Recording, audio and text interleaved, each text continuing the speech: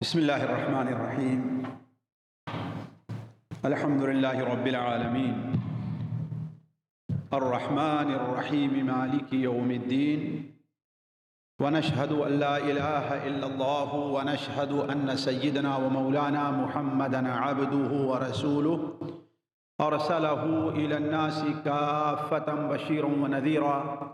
أما بعد، فإن خير الحديث كتاب الله، وخير الهدي هدي محمد صلى الله عليه وسلم، وشر الأمور محدثاتها، وكل محدثة بدعة، وكل بدعة ضلالة، وكل ضلالة في النار. أعوذ بالله السميع العليم من الشيطان الرجيم. وقل اعملوا فسيرى الله عملكم ورسوله والمؤمنون ثم تردون إلى عالم الغيب والشهادة فينبئكم بما كنتم تعملون. هو الذي جعل لكم الأرض ذلولا فامشوا في مناكبها وكلوا من رزقه وإليه النشور. سبحانك لا علم لنا إلا ما علمتنا إنك أنت العليم الحكيم. رب اشرح لي صدري ويسر لي أمري واحلل عقدة من لساني يفقه قولي واحلل عقدة من لساني يفقه قولي. ساتھیو، اس دنیا میں جینے کے لیے اور آخرت میں نجات کے لیے عمل ضروری ہے. اگر انسان دنیا میں زندگی بسر کرنا چاہتا ہے، اگر دنیا میں انسان آرام کی زندگی چاہتا ہے اور آخرت میں اللہ تبارک و تعالیٰ کی نعمت اور جنت کی ابدی راحت سے ہمکنار ہونا چاہتا ہے تو اس کے لیے عمل ضروری ہے. اللہ تبارک و تعالیٰ قرآن مجید میں ارشاد فرماتا ہے وَقُلِ اعْمَلُوا فَسَيَرَى اللَّهُ عَمَلَكُمْ وَرَسُولُهُ وَالْمُؤْمِنُونَ. آپ ان سے کہیے کہ کام کرو، ہاتھ پاؤں باندھ کر کے بیٹھے نہ رہو، عمل کے میدان میں اترو. اللہ تبارک و تعالیٰ، اللہ کا رسول اور مؤمنین یہ دیکھ رہے ہیں کہ تم کیا کام کرتے ہو، لیکن یہ یاد رکھو تمہارے کام کا معاملہ صرف اسی دنیا ہی تک نہیں ہے.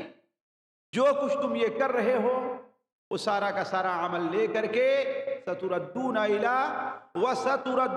عالم الغیب والشہادہ، اور غیب کو جاننے والے، حاضر کو جاننے والے رب کے سامنے تم لوٹائے جاؤ گے اور پھر تمہارے عمل کا بدلہ دے گا.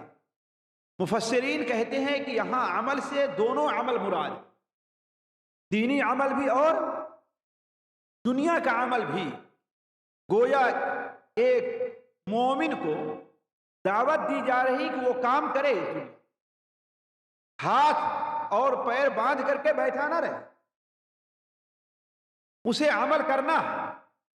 خود اس کی اہمیت کا اندازہ اس سے بھی لگائیے کہ ہمارے نبی صلی اللہ علیہ وسلم، جیسا کہ سنن ابن ماجہ میں حضرت ام سلمہ رضی اللہ تعالیٰ عنہا سے روایت ہے کہ نبی کریم صلی اللہ علیہ وسلم روز آنا فجر کے بعد یہ دعا پڑھا کرتے تھے: اللہم انی اسألک علما نافعا ورزقا طیبا وعملا متقبلا.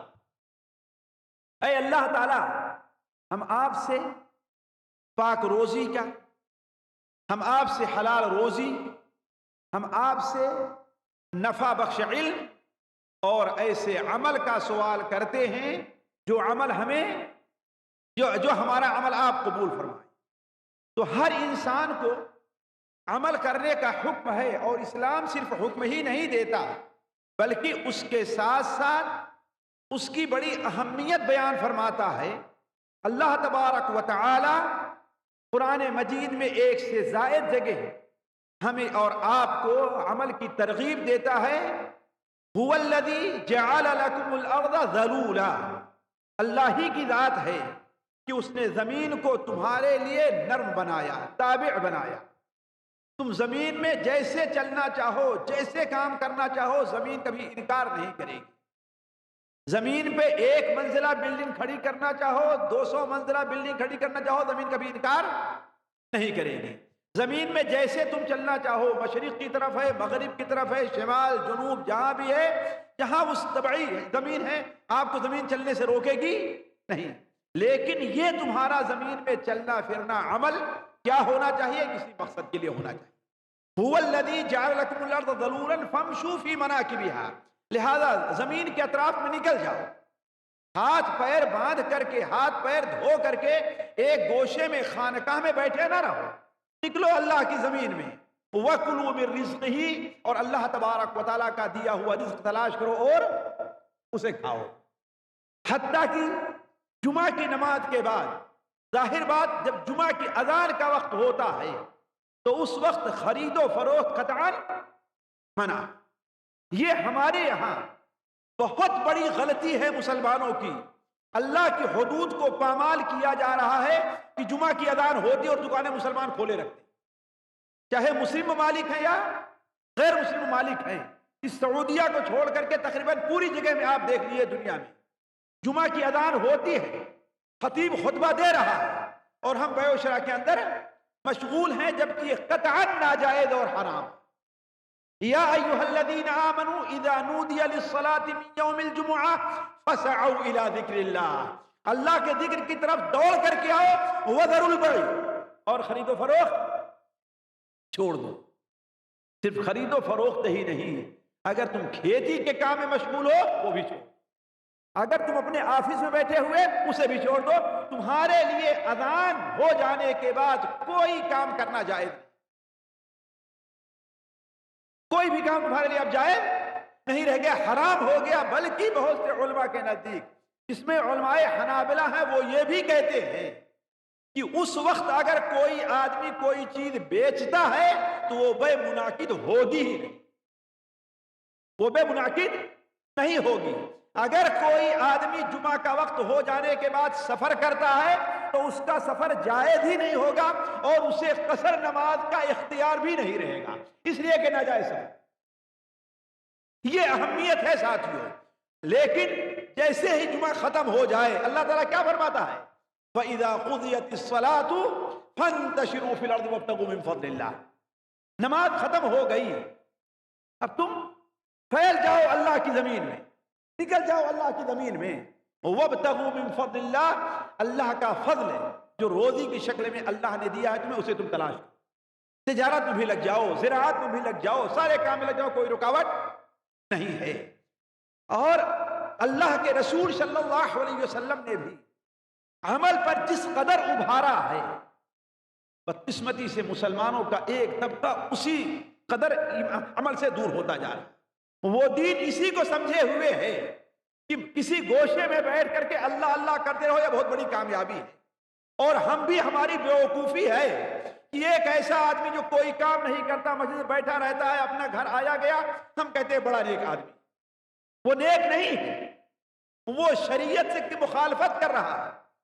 سنن ابو داؤد میں روایت ہے کہ نبی کریم صلی اللہ علیہ وسلم کے پاس ایک شخص آتا ہے اور کہتا ہے، اے اللہ کے رسول صلی اللہ علیہ وسلم مجھے کچھ دے دی۔ آپ صلی اللہ علیہ وسلم نے دیکھا کہ اس کی شکل جو ہے وہ مانگنے کی نہیں ہے، اس کی شکل کام کرنے کے لائق ہے۔ آپ نے فرمایا تمہارے یہاں کوئی چیز موجود نہیں؟ کچھ نہیں ہے تمہارے گھر؟ کہا کہ ایک چادر ہے، اسی کو آدھا بچھاتا ہوں اور آدھا اوڑھ لیتا ہوں، ایک کمبل ہے گویا، اسی کو بچھاتے ہیں اور آدھا اوڑھ لیتا ہوں۔ آپ نے فرمایا جا کے لے آؤ، لے آؤ۔ اس کا مطلب وہ چادر اس کے پاس اس سے الگ تھی جو سطر کو چھپانے کے لیے کام آتی ہے، تبھی تو آیا تھا، رب رحمت تو آیا نہیں تھا، وہ زیادہ تھی۔ آپ نے کہا لے کر کے آؤ، لے آئے، وہ شخص لے کر کے آتا ہے تو آپ صلی اللہ علیہ وسلم نے فرمایا کہ اس کو کون خریدے گا؟ ایک صحابی نے کہا اے اللہ کے رسول صلی اللہ علیہ وسلم میں اسے 1 درہم میں خریدتا ہوں۔ آپ نے فرمایا 1 درہم سے زیادہ کون دے گا؟ 1 درہم سے زیادہ کون دے گا؟ یہیں سے علماء نے لیا ہے کہ بولی والی خرید و فروخت جائز ہے، اس میں اگر کسی کی بولی پر کوئی بڑھاتا ہے تو وہ ناجائز۔ ویسے اگر کوئی آدمی دکان پہ جا کر کوئی چیز خرید رہا ہے اور وہ 100 ریال دے رہا ہے، اور ابھی دونوں میں بات طے نہیں ہوئی ہے یا بات طے ہونے کے قریب ہے، تو آپ کے لیے نہیں کہ آپ نہیں بھائی میں اس کو 200 میں لوں گا، جائز نہیں آپ کے لیے۔ اپنے بھائی کی خرید و فروخت پر خرید کرنا یہ ناجائز، لیکن ایسی چیز جہاں پر بولی چل رہی ہو وہاں پر یہ چیز جائز ہے۔ کچھ دیر کے بعد ایک صحابی کہتے ہیں اے اللہ کے رسول صلی اللہ علیہ وسلم میں اسے 2 درہم میں خرید، آپ نے دے دیا 2 درہم، اور 2 درہم لے کر کے 1 درہم اس شخص کو 2 درہم دیا اور کہا جاؤ 1 درہم کا غلہ خریدو اور گھر میں کھانے کے لیے رکھو، 1 درہم کا غلہ خریدو اور گھر میں جا کر کے کھانے کے لیے رکھ دو، اور دوسری درہم کی ایک کلہاڑی بازار سے لے کر کے آؤ۔ چنانچہ وہ شخص کلہاڑی لے کر کے آیا، نبی کریم صلی اللہ علیہ وسلم نے اپنے دستے مبارک سے اس میں لکڑی لگائی، بیت لگایا، اور بیت لگانے کے بعد اسے دیا، کہا کہ جاؤ 15 دن تک میں تمہیں دیکھوں نہیں، مجھے دکھائی نہیں دینا، جاؤ جنگل میں جاؤ، لکڑی کاٹ کر کے لے آؤ، بیچو، اور جو بنتا ہے پھر حساب لگا کر کے جاؤ اور خرید کر کے لے آؤ، میں دوبارہ لکڑی کاٹ کر کے لے آؤ۔ 15 دن کے بعد جب آپ صلی اللہ علیہ وسلم خدمت میں حاضر ہوتا ہے تو اس کے پاس ساتھیوں 10 درہم جمع ہو گئے تھے۔ کتنا؟ 10 درہم جمع ہو گئے۔ آپ صلی اللہ علیہ وسلم نے فرمایا کہ یہ اس سے بہتر نہیں ہے کہ لوگوں کے سامنے ہاتھ پھیلاؤ اور ذلیل ہو تم، اپنے کو ذلیل کرو، اس سے بہتر یہ ہے کہ آدمی اپنے کندھے پر رسی اور لکڑی کلہاڑی لے کر کے جائے اور جنگل سے لکڑیاں خرید کر کے لائے اور بعد بیچ کر کے اپنی روزی چلائے۔ تو کہنے کا مطلب یہ ہے ساتھیوں، اسلام ہمیں اور آپ کو عمل کی دعوت دیتا ہے، بلکہ صحیح بخاری شریف میں روایت ہے کہ نبی کریم صلی اللہ علیہ وسلم نے ارشاد فرمایا سب سے بہتر روزی جو انسان کھا رہا ہے وہ کون سی روزی ہے؟ اپنے ہاتھ کی کمائی، سب سے بہتر روزی۔ اور آپ نے مثال بیان کی کہ اللہ کے نبی حضرت داؤد علیہ السلام اپنے ہاتھ سے محنت کر کے کھایا کرتے، اپنے ہاتھ سے زرہ بناتے تھے، لوہے کا کام، لوہار تھے گویا، وہ کام کرتے تھے اور اپنے ہاتھ سے کھایا کرتے تھے۔ اسی لیے آپ دیکھیں کہ شاید ہی کوئی نبی ایسا گزرا ہو جس نے کام اور مزدوری نہ کی۔ ایک بار صحابہ کرام رضوان اللہ علیہم اجمعین کہیں میدان میں جا رہے تھے تو وہاں پر کوئی ایسا پھل ہوتا تھا جنگلی جو کھایا جاتا تھا۔ آپ صلی اللہ علیہ وسلم نے دیکھو جو کالا ہو گیا ہو اور پک گیا ہو اسے لے کر کے آؤ، بڑا لذیذ ہوتا ہے۔ صحابہ نے کہا اے اللہ کے رسول ایسا لگتا ہے کہ آپ بھی بکریاں چراتے رہے ہیں، اس لیے کہ یہ چیزیں بکریاں چرانے والے ہی کو معلوم رہا کرتی۔ آپ نے فرمایا ہاں، میں مکہ کی لوگوں کی بکریاں چند ٹکے قرارید پر چرایا کرتا، اور ہم سے پہلے جتنے نبی گزرے ان تمام نے بکریاں، حضرت موسیٰ علیہ السلام 10 سال بکریاں چراتے رہے، ہے کہ نہیں ہے؟ وہ کس لیے بکریاں چرائی؟ تاکہ شادی ہو جائے، ہے کہ نہیں ہے؟ 10 سال بکریاں چرائی تو ان کو ایک بیوی ملی ہے، بیوی اتنی قیمتی چیز ہے ساتھ میں، ہے کہ نہیں ہے؟ اور ہم چاہتے ہیں مہر جتنا سستا ہم دے لیں وہی کامیابی نہیں، مہر سستا ہو لیکن عصر اور وقت کے لحاظ سے سستا ہو۔ یہ نہیں ہے کہ آج بھی بہت سے لوگ 1000 2000 3000 4000 5000 مہر پڑھا کرتے ہیں۔ یہ آج کل کیا اہمیت ہے 4000 5000 روپے جی 511 روپے، یہ کیا چیز ہے؟ نہیں، یہ چیز قطعاً مناسب نہیں، میں ناجائز نہیں کہتا لیکن قطعاً مناسب نہیں ہے۔ ہر زمانے کا مہر اس زمانے کے وقت کے سکہ کے لحاظ سے ہونا چاہیے۔ تو کہنے کا مطلب ہے ساتھیوں کوئی ایسا نبی ہے نہیں ہے جس نے بکریاں نہ چرائی ہو اور اپنے ہاتھ سے کام نہ کیا ہو۔ خیر ساتھیوں، یہ موضوع بڑا لمبا ہے کہ اسلام نے عمل کی کیا اہمیت دی ہے۔ میں جو آپ کے سامنے بات رکھنا چاہتا ہوں وہ یہ ہے کہ ہم سے عمل کا تو مطالبہ ہے ساتھ، لیکن ہم دیکھتے ہیں کہ عمومی طور پر ہمارا مشرقی معاشرہ جو ہے وہ عمل میں کوتا ہے۔ عمومی طور مسلمانوں کا معاشرہ، آج بہت سے لوگ غیر مسلموں سے کام لیتے ہیں، مسلمانوں سے کام کیوں نہیں؟ کیوں؟ آج ہم ہندوستانی بھائی ایک غیر مسلم کی دکان سے سامان خریدنا پسند کریں گے، مسلمان دکان سے نہیں، کیوں؟ حاشا للہ، اس میں مسلمان سے دشمنی نہیں، میں تجربے کی بات بتا رہا ہوں۔ آج بہت سے سعودی ایک غیر مسلم کو اپنے یہاں کام کے لیے پسند کریں کہ مسلمان کو نہیں، ہم اپنے دو بجائے اس کی جو توجیہ کریں، ہم ان کو چاہے جو برا بھلا کہیں. لیکن ساتھیوں اصل صورتحال یہ ہے کہ کام کے جو اصول ہیں دنیا میں کامیابی اور ترقی کے، ہم نے اسے چھوڑ دیا. اسلام نے حالانکہ ہمیں بتایا اور سکھایا، لیکن ہم اس میں پیچھے کیوں ہیں؟ آج دیکھ لیں اسی دنیا میں رہنے والے بہت سے کافر ملک ہیں، وہ ترقی پر ترقی کرتے جا رہے ہیں، لیکن جو مسلم ملک ہیں وہ نیچے ہی نہیں آتے. مجھے کیا اس کا مطلب ہے کہ دنیا حاصل کرنے کے اور دنیا کمانے کے جو اصول ہونا چاہیے ہم نے اسے چھوڑا ہوا، ہم سے اس میں کوتاہی ہو رہی ہے. ہم انہی اصولوں کو اپنا کر کے وہ لوگ کامیاب ہیں اور انہی اصولوں کو چھوڑ کر کے ہم پیچھے ہیں. وجہ کیا ہے؟ حتیٰ کہ دور نہ جائیے ساتھیوں، مثال دیتا ہوں. ہمارے ہندوستان کے اندر ایک علاقہ ہے، آج دیکھ لیں جس شہر میں چلے جائیں آدھے سے زیادہ مارکیٹوں پر ان کا قبضہ ہو ہے کہ نہیں؟ اور اپنے کفیل کے ساتھ اختلاف کا ان کے یہاں بہت کم حصہ پایا جائے گا. اس کے برخلاف ہمارا مشرقی اور شمالی جو علاقہ ہے، یا ہمارے پنجاب اور دوسرے پاکستان کا جو علاقہ ہے، یہاں کے لوگ اپنے کفیلوں سے بھاگتے بھی زیادہ ہے کہ نہیں؟ بھاگنے والوں کی، کفیلوں کو چھوڑ کر کے بھاگنے والوں، کفیلوں سے مشاکل کی، کفیلوں سے لڑائی کی زیادہ کیس مکتبے میں چلے جائے دکھائی نہیں. اس کے برخلاف چھوٹے ہمارے ہاں جنوب کا جو ایک علاقہ ہے انڈیا میں، ان کے مشاکل کفیل سے بہت کم پائے جاتے ہیں. الا ماشاء اللہ، میں نے کہا نہیں ہے، بہت کم پائے جاتے ہیں.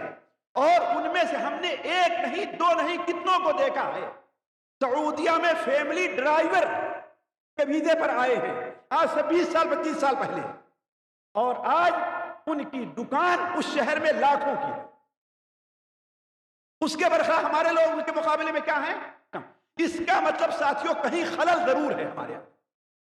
اگر یہ خلل ہوتا کام کروانے والے کے اندر، ظاہر بات جو کامیاب ہیں ان سے ان کی کوئی رشتہ داری تو ہے نہیں.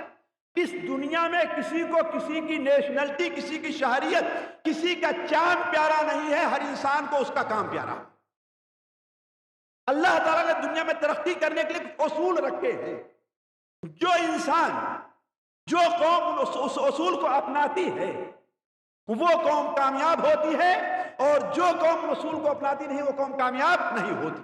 تو ہمیں یہ دیکھنا چاہیے کہ ساتھیوں آخر بحیثیت مسلمان کے اللہ تبارک و تعالیٰ نے اس دنیا میں کام کرنے کے وہ کام ساتھیوں دیکھیں، چاہے زراعت کا ہے، وہ کام چاہے طبابت کا ہے، وہ کام چاہے تجارت کا ہے، وہ کام چاہے آفس میں بیٹھنے ہی کا کیوں نہیں ہے، وہ چاہے جس میدان کا کام ہو، اس میدان میں کامیاب ہونے کے لیے یا وہ کام کرنے کے لیے اسلام نے کچھ اصول رکھے ہیں، جن اصول کو اپنانا.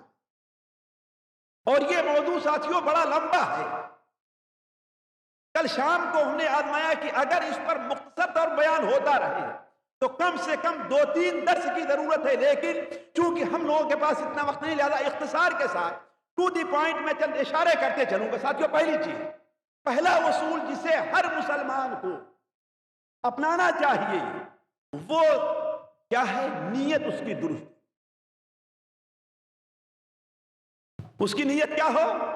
کوئی بھی عامل کہیں بھی کام کر رہا ہے، تجارت کے میدان میں وہ کام کر رہا ہے، بلڈنگ لائن میں کام کر رہا ہے، وہ کام کر رہا ہے، آفس میں بیٹھا ہوا ہے کام کر رہا ہے، وہ کام کر رہا ہے کسی اور میدان میں ہے، اسے اپنی نیت درست کرنی چاہیے.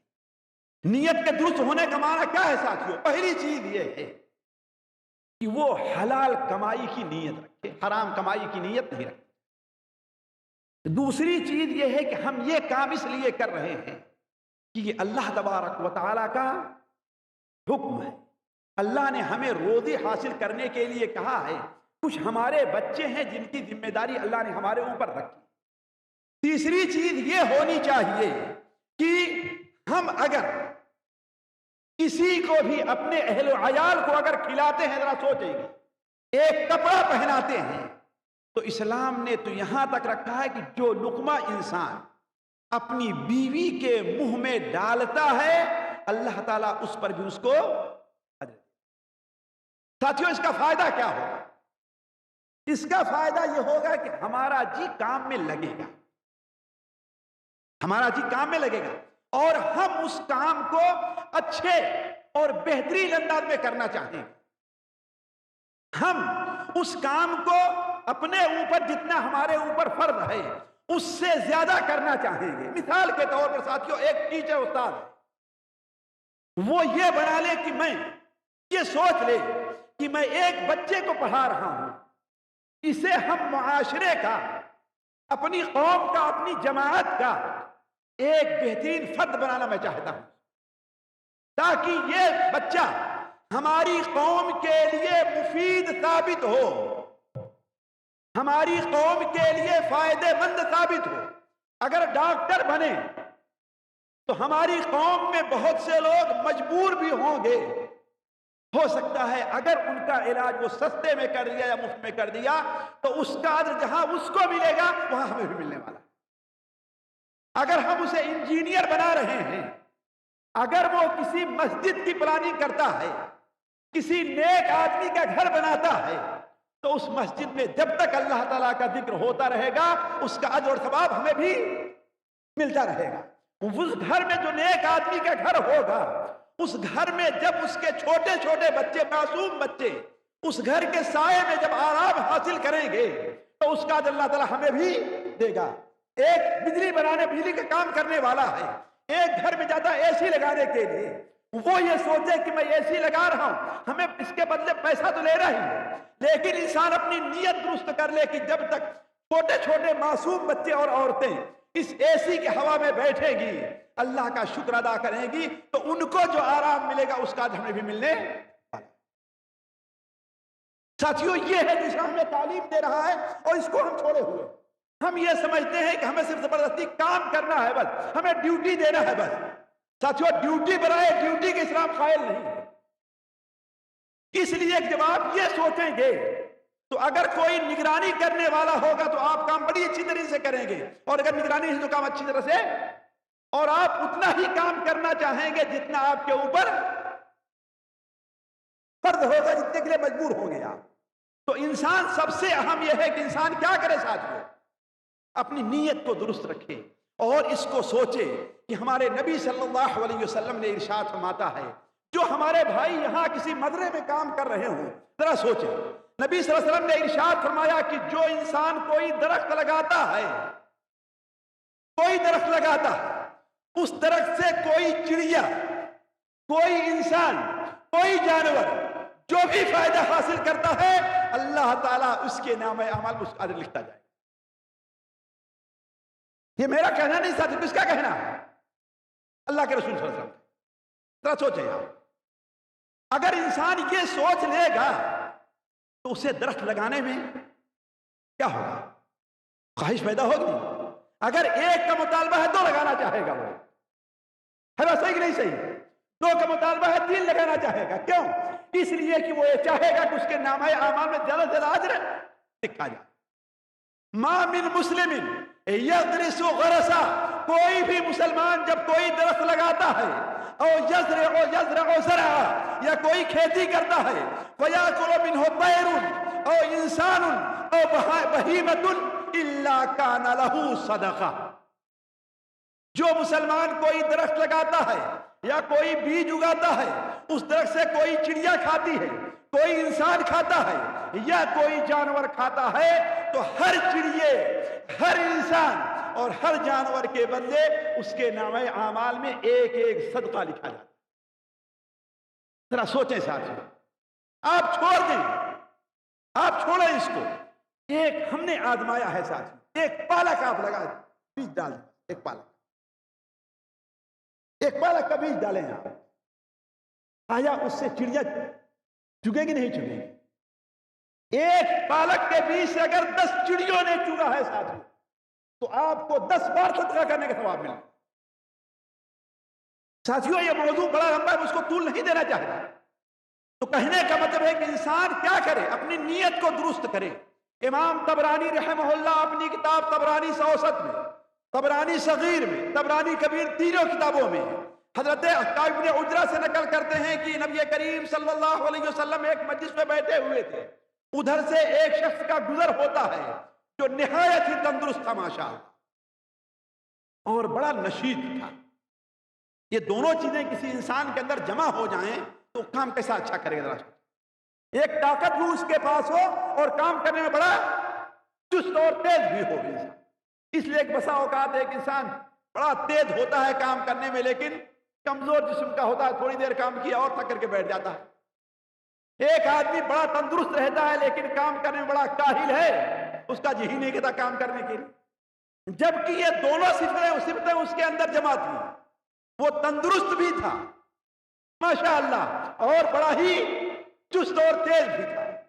صحابہ کرام نے کہا اے اللہ کے رسول صلی اللہ علیہ وسلم، کاش کہ اس کی یہ طاقت اور اس کی یہ تیزی جو ہے اللہ کے راستے میں۔ آپ صلی اللہ علیہ وسلم نے فرمایا کہ خاموش رہو، اس لیے کہ آپ لوگوں کے بارے میں بدظن ہونے کا درس نہیں دیتے۔ آپ صلی اللہ علیہ وسلم نے ارشاد فرمایا اگر یہ اپنے بچوں کے لیے روزی کمانے نکلا ہے تاکہ اپنے بچوں کا پیٹ پالے تو یہ بھی اللہ کے راستے میں۔ اگر اس کے دو بوڑھے ماں باپ ہیں ان کے لیے روزی کے تلاش میں نکلا ہے تو یہ بھی اللہ کے راستے میں ہے۔ اگر کوئی آدمی اس لیے روزی حاصل کر رہا ہے تاکہ اپنا ہاتھ دوسروں کے سامنے نہ پھیلائے یہ بھی اللہ کے راستے میں ہے۔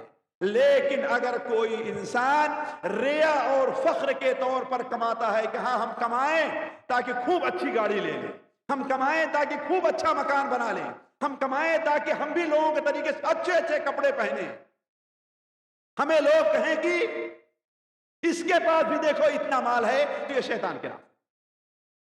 تو گویا کہنے کا مطلب ہے پہلی چیز انسانوں کیا کرنا چاہیے ساتھیوں؟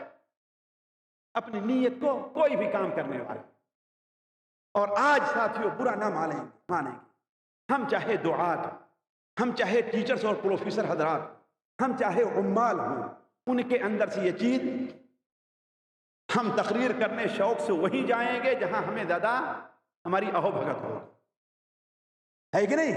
ہمیں جہاں ہوٹل میں ٹھہرایا جائے۔ ہمارے استاد اور ٹیچر لوگ کیا ہیں؟ پہلے ہم نے اپنے بچپن میں دیکھا ہے، استاد اگر کوئی بچہ پڑھنے میں کمزور رہا کرتا تھا تو استاد شام کو اسے اپنے گھر بلاتے تھے اور اس کو سکھاتے، اسے کچھ پیسہ نہیں لیتے تھے۔ اور آج تو بغیر ٹیوشن پڑھے کوئی بچہ کامیاب ہی نہیں ہوتا، ویسا ہی نہیں سکتا۔ اور اسکول اور کالج کے ٹائم میں لوگ ٹیوشن پڑھاتے ہیں کہ نہیں؟ یہ دنیا داری دیکھیے آگے ہمارے اندر کیسے رخصت ہو گئی، اور ہم یہ سمجھتے ہیں کہ ہم ایک نوکر، ہماری ڈیوٹی ہے، ہم 1 گھنٹے 4 گھنٹے 5 گھنٹے 45 منٹ 1 گھنٹے کا ہمارا پیریڈ ہے، ہم نے لیا چاہے تم سمجھو یا نہ سمجھو، ہم نے اس سے کام۔ یہ فکر ہمارے اندر پیدا ہو گئی، یہی لیبر کا معاملہ، ہر چیز کا معاملہ ہے۔ تو ساتھیوں ضرورت ہے بحیثیت مسلمان کے ہم اپنی نیت کو درست کریں۔ دوسری چیز ہے ساتھ کہ انسان، اللہ کے رسول صلی اللہ علیہ وسلم نے صبح بھور ہی سے اور شام ہی سے کام میں لگ جانے کی بڑی فضیلت بیان ہے۔ آج کا عجیب مسئلہ ہے، لوگ فجر کے بعد سونا کیا ہے ایک زندگی کا ضروری حصہ سمجھتے ہے کہ نہیں؟ یہ الگ مسئلہ ہے۔ ان لوگوں کی بات ہے جو فجر کی نماز پڑھتے ہیں اور جو پڑھتے ہی نہیں فجر کی نماز، 8 بجے 7:30 بجے، ہے کہ نہیں، اٹھ کر کے جا رہے ہیں، جیسے ان کی ڈیوٹی رہا کرتی ہے، اگر 8 ہے تو 7:30 بجے 7:45 بجے اٹھیں گے، ہے کہ نہیں؟ اگر 7 بجے ڈیوٹی ہے تو 7:45 بجے اٹھیں گے، ہے کہ نہیں؟ ان کے لحاظ سے یہ ان کی بات نہیں، لیکن جو لوگ فجر پڑھتے ہیں ان کی بھی زندگی کا فجر کے بعد سونا ایک بڑا حصہ بن گیا۔ دیکھیں کبھی کبھار مجبوری ہوتی ہے، دن میں موقع نہیں ملتا، الگ مسئلہ ہے، لیکن ایک روٹین بنا لینا ہے۔ جبکہ نبی کریم صلی اللہ علیہ وسلم کی حدیث ابو داؤد میں ہے، اللہم بارک لامتی فی بکورہا، اے اللہ تعالیٰ میری امت کے وہ لوگ جو صبح سویرے کام میں لگ جاتے ہیں ان کے کام میں برکت عطا فرما۔ اللہم بارک لامتی۔ صخر بن وداع ایک صحابی ہیں، وہ اس حدیث کے راوی ہیں، ان کا غلام کہتا ہے کہ یہ انہوں نے اپنی عادت بنا لی کہ اگر تجارت کے لیے کسی کو بھیجنا ہے تو صبح ہی بھیجنا ہے، اگر زراعت کسی کام کے لیے بھیجنا ہے صبح ہی بھیجنا ہے، تو اللہ تعالیٰ نے اس حدیث پر عمل کی برکت سے ان کے مال میں بڑی برکت عطا فرمائی۔ اور اسی سے ملتی جلتی صورت ایک ہے ساتھیوں کہ ہم آج کا کام کل پر نہ ڈالیں۔ جو کام آج کرنا ہے وہ کام آج کرنا۔ جتنا جلدی ہم کام نپٹائیں گے اتنے ہم کامیاب ہیں۔ آج ہمارے بہت سے کام پینڈنگ میں کیوں رہ جاتے ہیں؟ چاہے ہمارا ذاتی کام ہو، چاہے ہمارا جس جہاں مزدوری کرے وہاں کا کام، بہت سے کام پینڈنگ میں کیوں رہ جاتا ہے؟ اس لیے کہ ہم کہتے ہیں چلو بھائی یہ کام تھوڑا ہے، ہم اس کو کل کر لیں گے، کل کر لیں گے، پرسوں کر۔ نتیجہ کیا ہوتا ہے کہ ایک وقت ایسا آتا ہے کہ سارا کا سارا کام پڑا ہے۔ ہمیں یہ سوچنا چاہیے کہ یہ کام آج کا ہے، اسے آج کرنا ہے، کل کے لیے کوئی دوسرا کام ہے۔ ہم ابھی سوچ رہے ہیں کہ کل کوئی کام نہیں ہے۔ ساتھیوں میں بتاؤں بہت سی چیزیں ہیں، میں اسے سوچتا ہوں کہ چلو اتنا کام باقی رہ گیا درس میں لکھنے کا، جمعرات کو عصر کے بعد لکھوں گا، اور کوئی مہمان آ جاتا ہے۔ میں اپنے اوپر بتاؤں، کوئی مہمان آ گیا، کوئی اور کام پڑ گیا جانے کے لیے، نتیجہ کیا ہوتا ہے؟ وہ چیز وہیں آدھے میں رہ جائے۔ تو جو کام انسان کو جب کرنا ہے، جب موقع ملے فوراً کر لینا چاہیے، ورنہ وہی حال ہوگا۔ سنا ہے نا آپ لوگوں نے خرگوش اور کچھوے کا قصہ، اور کوے اور کس کا؟ تو چل میں آتا ہوں چپڑی روٹی پھیلا، سنا ہے نا؟ وہی یہ قصے جھوٹے ہیں، اس میں کوئی شک نہیں، بناوٹی ہیں، لیکن بچوں کے ذہن میں یہی چیز ڈالنے کے لیے تاکہ وہ اپنا کام وقت پر کریں، سستی نہ دکھائیں۔ تو یہ دوسری چیز ہے ساتھ۔ تیسرا ادب جو ہمیں شریعت نے دیا ہے وہ یہ ہے کام کو اچھی طریقے سے کیا جائے۔ ذرا غور کریں، کام کو یہ نہیں ہے کہ یہ ہمارا کام ہے تو ہم اس کو خوب اچھی طریقے سے، اور ہم یہ مزدوری کر رہے ہیں تو اس کام کو اچھی طریقے سے نہ کریں۔ نہیں، کوئی بھی کام ہے ہم سے مطالبہ ہے شرعی طور پر ساتھیوں، قانون کی بات چھوٹے میں نہیں کہتا، قانون کی بات اس لیے کہ یہ درس قانونی نہیں ہے، یہ درس شرعی ہے۔ شرعی طور پر ہم سے مطالبہ ہے کہ ہم کوئی بھی کام کریں تو ہم سے جتنا ہمیں وقت دیا گیا ہے، جتنا اس درمیان میں اچھے سے اچھا ہو سکتا ہے، ہمیں جو صلاحیت ہے اس صلاحیت میں اچھے سے اچھا جو ہو سکتا ہے وہ کر کے۔ ساتھیوں میں بتاؤں، انسان کی زندگی میں چاہے وہ ٹیچر ہے، چاہے وہ عامل ہے، اس کی زندگی میں کامیابی کے بڑے اصول ہیں۔ اور میں ساتھیوں تجربے کی بات بتاؤں، کہیں بھی میں گیا، کسی بھی مدرسے میں کسی جگہ، مجھے وہاں عزت، اللہ کی قسم اس کی سب سے بڑی وجہ میں یہ سمجھتا ہوں کہ اس کام کو ہم نے اپنا ذاتی کام سمجھا ہے، ہم نے مزدوری نہیں سمجھا، مزدوری نہیں سمجھا۔ تو کہنے کا مطلب ہے کہ جو کام ہے اس کام کو آپ اپنا کام سمجھ کر کے کیجیے، جتنا اچھا آپ سے ہو سکتا اتنا اچھا کر کے دیجیے۔ یہ نہیں ہے کہ اگر آپ کے اوپر مسلط ہے آدمی تو آپ خوب محنت سے کیجیے، خوب اچھا کیجیے، اور غائب ہوا تو ریت کے بجائے سیمنٹ میں مٹی ملا کر کے لگا دیجیے۔ ایسا ہوتا ہی نہیں ہوتا ہے ساتھ، یہ قطعاً اسلام کے خلاف ہے۔ صحیح مسلم شریف میں نبی کریم صلی اللہ علیہ وسلم کا فرمان ہے، حضرت شداد بن عوف بیان کرتے ہیں کہ ان اللہ کتب الاحسان علی کل شیء، اللہ تعالیٰ نے ہر چیز کے بارے میں احسان کو واجب کیا۔ ذرا سوچیں گے کس کا فرمان ہے؟ کوئی قانون کی بات نہیں کرتا میں، نبی کریم صلی اللہ علیہ وسلم کا فرمان، ان اللہ کتب الاحسان، اللہ تعالیٰ نے احسان کو ہر چیز پر واجب کیا ہے۔ احسان ہے کیا؟ علماء کہتے ہیں احسان کے معنی میں دو چیزیں داخل۔ ایک چیز تو یہ ہے کہ کسی بھی کام کو انسان محنت اور خواہش اور رغبت سے دل لگا کر کے کرے، اس کو یہ نہیں ہے کہ اس کو نوکری اور ڈیوٹی سمجھ کر کے، یہ سمجھیں گے تو آپ نوکر ہی ڈیوٹی پہ رہیں گے ہمیشہ ہمیشہ، اور کامیاب نہیں ہوں گے، آپ کو ترقی نہیں کر سکتے، زندگی بھر نوکر رہ جائیں گے۔ ان اللہ کتب الاحسان، اللہ نے احسان کو ہر چیز کے اوپر فرض کیا ہے، یعنی کسی بھی کام کو کرے تو کیا کرے؟ رغبت سے کرے، دل لگا کر۔ خوشی سے کرے، یہ نہیں کہ مجبور ہو کر کے کرے، اس لیے کہ جب مجبور ہو کر کے کرے گا تو کام میں گڑبڑی ہوگی، لیکن دل لگا کر کرے گا تو اپنا سمجھ کر کے کرے۔ اور دوسری چیز اس کے معنی میں کیا ہے؟ کام کو مکمل اور پورا کرے، ادھورا نہ چھوڑے۔ کام کو مکمل کرے اور ادھورا نہ چھوڑے، یعنی اس کام کو کوئی چیز بنا کر کے دے رہا ہے، مثال کے طور پر کوئی چیز بنا رہا ہے، چاہے مکان کی حیثیت سے، کھیت میں کام کرنے کی حیثیت سے، کسی اور حیثیت سے ہے، استاد کی حیثیت سے ہے، دائی کی حیثیت، کسی بھی حیثیت سے ہے، تو جو کام اس کے اوپر ہے اس کو پورا کر، اس کا جو حق ادا کر۔ آگے بات آئے گی، اگر اس کا حق نہیں ادا کر سکتا تو شرعی طور پر وہ کام کرنے کا مجال رہتا ہی نہیں، ناجائز کر۔ اگر جس کام کے اوپر اسے رکھا جا رہا ہے، آگے آئے گی یہ بات وقت رہا تو، اگر وہ کام صحیح طور پر نہیں جانتا تو وہ کام قبول کرنا اس کے لیے جائز نہیں۔ لا اگر اس کا اہل نہ ہو تو نہ اہل، اس لیے کہ دنیا میں صرف ایک چیز دیکھتے ہیں، کیا؟ ڈگری دیکھتے ہیں، ہے کہ نہیں؟ اور اسلام صرف ڈگری نہیں دیکھتا، ڈگری کے ساتھ صلاحیت بھی دیکھتا، کہ آیا اس لیے ہوتا بڑی ڈگری ہو لیکن صلاحیت نہ ہو۔ ایک آدمی کے پاس صلاحیت ہو لیکن ڈگری، تو اصل چیز کیا ہے؟ صلاحیت ہے، اصل چیز ڈگری نہیں ہے۔ ڈگری تو ایک بہانہ ہے، ایک سیڑھی ہے ساتھ، اصل کام نہیں ہے۔ تو عرض کرنے کا مقصد دوسری چیز یہ ہے کہ انسان کیا کرے؟ کام احسان میں تھا، کام انسان مکمل کرے اور پورا کرے۔ اس کی اہمیت بتاؤں ساتھیوں، کس قدر اہمیت ہے؟ ایک حدیث ذرا سنیے، نبی کریم صلی اللہ علیہ وسلم، اللہ تعالیٰ کو یہ چیز پسند ہے، محبوب ہے کہ انسان جو کام بھی کرے اس کو بڑی اچھی طریقے سے اور عمدہ انداز۔ ذرا آپ سوچیں، اسی لیے ہم نے کہا انسان نیت درست کرے، صرف سامنے والے کو نہ دیکھے بلکہ اللہ کو بھی دیکھے۔ اگر کوئی انسان کوئی کام پورا کرتا ہے، اچھی طریقے سے ادا کرتا ہے، تو اللہ تبارک و تعالیٰ کو یہ بندہ محبوب ہے۔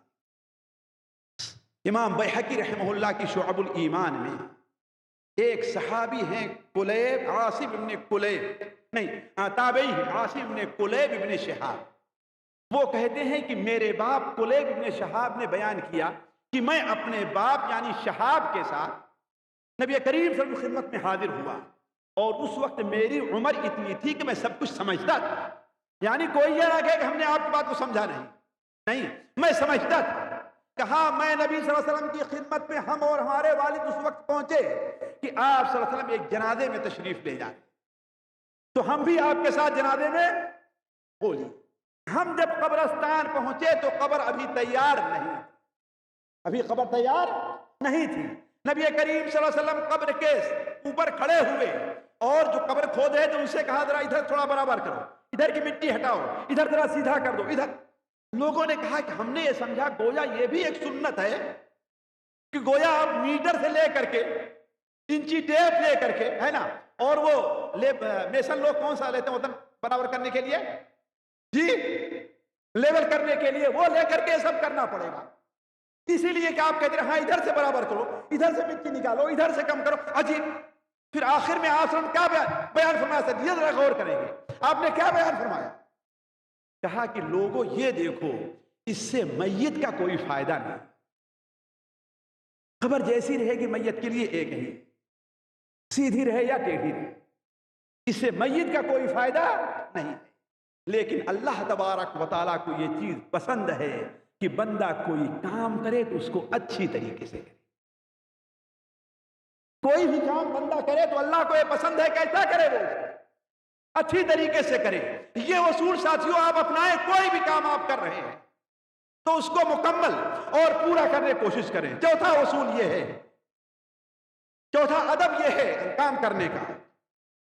اگر ہمارے بھائی میں سے کسی کو برا لگے تو میں معذرت چاہوں گا، اس لیے کہ ہمارا عجیب معاملہ ہے، کسی کام پر ہمیں کوئی ٹوک دیتا تو میں غصہ آ جاتا، ایسا ہوتا کہ نہیں ہوتا؟ کام اگرچہ تھوڑا سا ٹیڑھا ہی ہو، غلط ہو، کچھ بھی ہو، ہمیں غصہ آتا ہے نا، یہ کام کے ادب کے خلاف۔ اسی لیے دیکھیں کسی میدان میں ہے وہ عامل، حتیٰ کہ وہ داعی، اس کے اوپر لوگ اعتراض بھی کیوں نہیں کرے، وہ غصہ نہیں ہوتا. وہ ڈاکٹر اس پر لوگ مریض اس کو گالی بھی دے کہ وہ غصہ نہیں ہوتا. وہ ٹیچر بچہ اسے چھوڑ کر کے بھاگ بھی جاتا ہے لیکن وہ کوشش کرتا ہے اسے بلانے کی بھی، اسے غصہ نہیں ہوتا ہے کہ نہیں. تو یہ بڑی اہم چیز ہے کہ انسان عامل جو کام کر رہا ہے اس میں تواضع سے کام لے اور کبر نہ کرے. تواضع سے کام لے اور کبر نہ کرے. یہ سوچے مثال کے طور پر جو ہم سے کام لے رہا ہے اس کا حق ہے کہ ہم سے کام لے، اس کا حق ہے ہمارے کام پر اعتراض کرے. اسے حق بنتے سے مجھے پیسہ دے رہا وہ اپنی مرضی کے مطابق کام کرائے گا، ہے کہ نہیں. مثال کے طور پر اگر ہم ڈیوٹی پر جا رہے ہیں 5 منٹ لیٹ ہیں، اسے حق بنتا ہے کہ وہ اعتراض کرے ہمارے پر. ڈیوٹی چھوڑ کر کے ہم نکلے، اسے حق بنتا ہے کہ وہ اعتراض کرے ہمیں غصہ کیوں آتا ہے. تو کسی بھی میدان میں کامیابی کے لیے اسلام نے ایک اصول یہ بھی رکھا ہے کہ انسان کیا کرے، تواضع سے کام لے. اسی طریقے سے تواضع میں ایک چیز یہ بھی داخل ہے کہ یہ نہیں، یہ میرا کام نہیں. بہت سے لوگ ہوتا ہے نا، ارے ذرا یہ میرا کام نہیں، ہوتا ہی نہیں ہوتا ہے یہ نہیں، بلکہ اپنے ساتھیوں کو کوئی بات نہیں، ٹھیک ہے ہمارے ساتھی، لیکن نہیں میں یہ کام کر دے رہا ہوں، یہ نہیں کہ میں اس کی مدد کر دے رہا ہوں. تو کوئی ساتھی یہ کام کر، آپ اس کی مدد کر دی، اپنا کام ختم کر چکے، ہاتھ پاؤں دھو کے بیٹھ کیوں گئے آپ کو وہاں بیٹھنے سے کچھ مل جائے گا لیکن آپ کی عزت میں اضافہ ہوگا اگر آپ اپنی ساتھی کی مدد کرنے لگیں گے. ہے بات صحیح کہ نہیں صحیح؟ تو کہنے کا مطلب یہ ہے انسان کو کیا ہونا چاہیے، تواضع سے، کبر سے کام نہیں لینا چاہیے. نبی کریم صلی اللہ علیہ وسلم کی حدیث پر غور کریں جو صحیح مسلم شریف، آپ نے بیان فرمایا کہ جس کے دل میں رائی کے دانے کے برابر بھی کبر ہے وہ جنت میں نہیں جائے گا. ہے کہ نہیں؟ سنا ہے نا حدیث کو. لیکن کبر کیا ہے صاحب؟ کبر کیا ہے؟ آپ نے کیا بیان کیا؟ صحابہ نے کہا اے اللہ کے رسول صلی اللہ علیہ وسلم ہم تو چاہتے ہیں کہ ہمارا کپڑا اچھا رہے، ہمارا جوتا اچھا رہے، ہمارا یہ اچھا رہے. آپ نے فرمایا یہ کبر نہیں ہے. کبر 2 چیزیں ہیں ساتھیو، ذرا غور کریں گے، اسے فٹ کریں اپنی زندگی کو. وَلَكِنَّ الْكِبْرَ بَطْرُ الْحَقِّ وَغَمْطُ النَّاسِ. کبر اصل یہ ہے کہ حق کا انکار کیا، حق کا انکار کیا جائے. اور دوسری چیز کیا ہے؟ وَغَمْطُ النَّاسِ، لوگوں کو اپنے سے حقیر سمجھا، اپنے کو اس سے اوپر سمجھا جائے کہ ہمارے اوپر کوئی اعتراض کرے، اپنے کو اس سے بڑا سمجھا جائے کوئی ہمارے اوپر حکم چلائے. یہ کیا ہے؟ نبی کریم صلی اللہ علیہ وسلم زندگی دیکھیے کہ اپنے ساتھیوں کے ساتھ آپ کا تواضع کتنا تھا. غزوہ بدر کے موقع پر نبی کریم صلی اللہ علیہ وسلم جب تشریف لے جا رہے تھے، آپ لوگوں کو معلوم ہے کہ سواری کی کمی تھی. سیرت پر جو درس ہوا تھا آپ لوگوں نے سنا بھی ہوگا، سواری کی کمی تھی. ایک سواری پر 2 اور 3 صحابی بیٹھا تھا، ہے نا. گھوڑے صرف 3 تھے پورے فوج کے اندر، اور 70 کے قریب تقریباً اونٹ تھے. 70 کے قریب اونٹ تھے. لوگ 2 3 آدمی ایک اونٹ. خود نبی کریم صلی اللہ علیہ وسلم اللہ کے نبی ہیں ساتھیوں، آپ سے بڑا کوئی ہوگا؟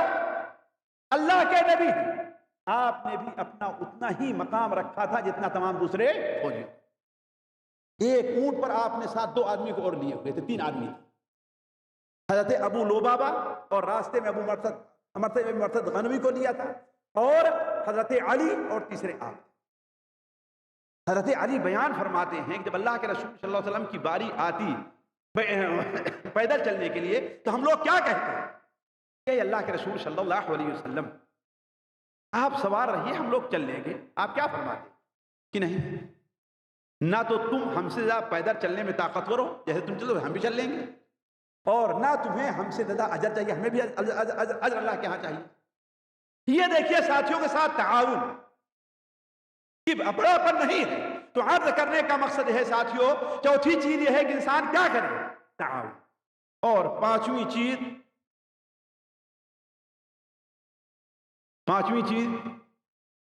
اب جگر تھام کے بیٹھو میری باری ہے. پانچویں چیز کیا ہے؟ امانت داری.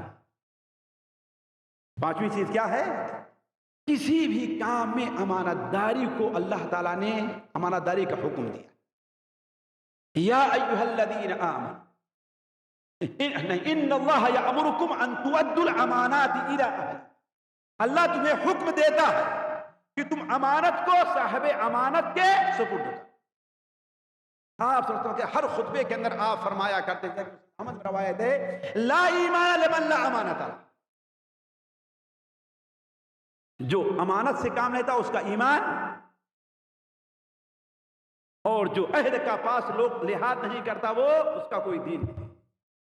اسی لیے آپ نے بڑے واضح طور پر فرمایا کہ من غشنا فلیس منا، جو ہمیں دھوکہ دے ہم میں سے ہے کہ نہیں۔ لیکن ساتھیوں یہاں امانت کا بڑا محدود مفہوم لیتے ہیں۔ امانت کا مفہوم کیا ہے؟ ذرا دیکھیں گے امانت میں کیا کیا چیزیں داخل ہیں۔ امانت کام کے میدان میں، امانت کے اندر یہ بھی داخل ہے کہ انسان کام کے وقت کا لحاظ رکھے، اور جو کام وہاں اس کے سپرد ہے اسے انجام دے بلا معقول عذر کے، کام کی جگہ سے غائب نہ، اور نہ ہی کسی بیکار کی بات چیت میں مشغول ہو کر کے کام میں کوتاہی۔ یہ نہیں کہ کام کا وقت ہے بیٹھ کر کے باتیں کر رہے ہیں۔ بہت سے لوگ ہوتے ہیں نا، کام کر رہے ہیں جب تک فور مین ہے کام کر رہے ہیں، لیکن جب فور مین ہٹا تو کیا؟ یہ امانت کے خلاف۔ وہ وقت کس کا ہے؟ آپ کا نہیں ہے۔ وہ وقت کس کا ہے؟ جو آپ کو مزدوری پر رکھا ہے، چاہے ٹیچر کی حیثیت سے، چاہے پروفیسر کی حیثیت سے، ساتھیوں چاہے وزیر اعظم کی حیثیت سے کیوں نہیں، وزیر اعظم کی حیثیت وہی کیوں نہیں ہے، وہ وقت اس کا نہیں، کس کا؟ عام لوگوں کا۔ ایسے جو ہمیں مزدور رکھا ہوا ہے، اتنی دیر کی مزدوری ہے، وہ میرا حق نہیں، کس کا حق ہے؟ وہ وقت کس کا ہے؟ اس کا ہے، ہمارا وقت نہیں۔ تو کہنے وقت کا پاس و لحاظ رکھنا، اور جو کام ہو اس کے سپرد ہے اس کو کیا جائے۔ دوسری چیز، دھوکہ دہی کی تمام صورتوں سے پرہیز کریں۔ یہ امانت میں، آج کل آپ جائیے ٹماٹر لینے کے لیے تو اوپر کتنا خوبصورت، سیب لینے کے لیے کتنا خوبصورت رہے گا، اور نیچے کیا ہے؟ چھوٹے چھوٹے سڑے ہوئے رکھے۔ یہ بھی کیا؟ امانت کے خلاف۔ یہ بھی امانت کے خلاف ہے۔ کوئی بھی چیز آپ لینے جائیے تو کیا لکھا ہے؟ بیسٹ کوالٹی، کیا لکھا ہے؟ لیکن رہتی کیا چیز ہے؟ بالکل تھرڈ کلاس کی، تھرڈ کوالٹی ہے کہ نہیں؟ تو یہ بھی چیز امانت کے خلاف ہے۔ اسلام قطعاً اس کی اجازت نہیں دیتا۔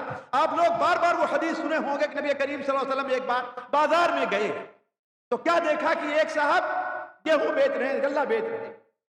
آپ صلی اللہ علیہ وسلم کو وحی کے ذریعے پتا چلا کہ کچھ یہاں دھوکہ ہے۔ آپ نے نیچے ہاتھ ڈالا تو کیا دیکھتے ہیں کہ نیچے غلہ بھیگا ہوا۔ اور جانتے ہیں ساتھیوں، آپ لوگ شاید نہ لگے، ہم لوگ دیہاتی ہیں، بھیگے، خاص طور برسات کے موسم میں سوکھے غلے کی کتنی اہمیت ہوا کرتی۔ سوکھے غلے کی بڑی اہمیت ہوتی ہے۔ بھیگے غلہ اس لیے کہ نہ تو پساتا ہے وہ، ہے کہ نہیں، نہ تو کسی کام آتا ہے، اور خراب ہونے کے زیادہ اس کے ڈر رہا کرتا ہے نا۔ تو کہنے کا مطلب یہ ہے کہ آپ صلی اللہ علیہ وسلم نے اپنا ہاتھ اندر داخل کیا اور دیکھا تھا غلہ کی رہا تھا۔ کہا کہ ما ھذا یا صاحب الطعام، اے بیچنے والے، غلے کے بیچنے والے، یہ کیا ہے؟ کہا اے اللہ کے رسول، رات کو بارش ہو گئی تو گیلا ہو گیا۔ تو آپ نے فرمایا اسے اوپر کیوں نہیں رکھا تاکہ لوگ دیکھیں۔ مسند احمد کی بعض روایات میں ہے آپ نے کہا کہ تمہیں اس کو سوکھے کو الگ رکھ کر کے بیچنا چاہیے اور گیلے کو الگ رکھ کے بیچنا، تاکہ دیکھنے والے کیا ہیں، دیکھنے کے اچھا ہے۔ تو کہنے کا مطلب دھوکہ دہی کی تمام صورتوں سے کیا ہے؟ پرہیز کیا جائے۔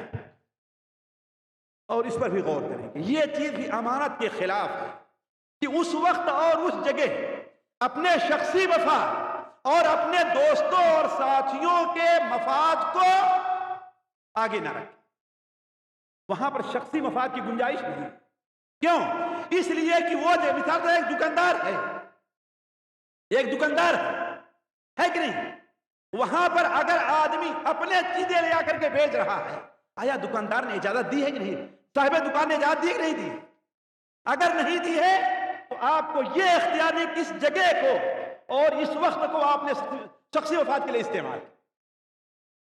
آپ ایک آفس میں بیٹھے ہوئے ہیں، آپ کو یہ جائز نہیں کہ آپ کا کوئی دوست آتا ہے تو یہ کام چھوڑ کر کے اس کا کام کرنا شروع کرے، الا ہے کہ صاحب عمل طرف سے اس کی اجازت ہو۔ امانت داری کی بڑی اہمیت ہے، اور یہی امانت داری ہے ساتھیوں، کتنا بھاری کام ہے یہ کہ آسمان اور زمین اس کے اٹھانے سے عاجز آ گئے، ہے کہ نہیں؟ اِنَّا عَرَضْنَا الْأَمَانَةَ عَلَى السَّمَاوَاتِ وَالْأَرْضِ فَأَبَيْنَ أَن يَحْمِلْنَهَا وَأَشْفَقْنَ مِنْهَا وَحَمَلَهَا الْإِنسَانُ إِنَّهُ كَانَ ظَلُومًا جَهُولًا۔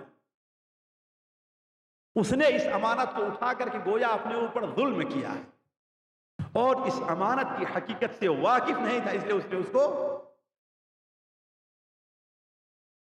ہے کہ نہیں؟ ایک شخص نے آپ کو اپنے کام پر رکھا ہے، وہ ڈیوٹی اس کی ہے، ظاہر بات اپنے ساتھیوں اپنے دوستوں کا کام کرنے لگیں گے تو کیا ہوگا؟ اس میں کوتاہی ہوگی نہیں ہوگی؟ اس میں کمی ہوگی نہیں کمی؟ ہے کہ نہیں؟ خود آپ سوچیں اگر آپ اس کی جگہ ہوتے، مالک کی جگہ، تو دوسروں کو یہ کام کرنے دیتے؟ نہیں کرنے دیتے۔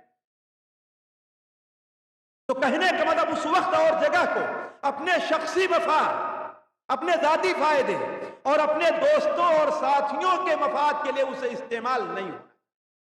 کس کے لیے استعمال ہو؟ سرا کس کا ہے؟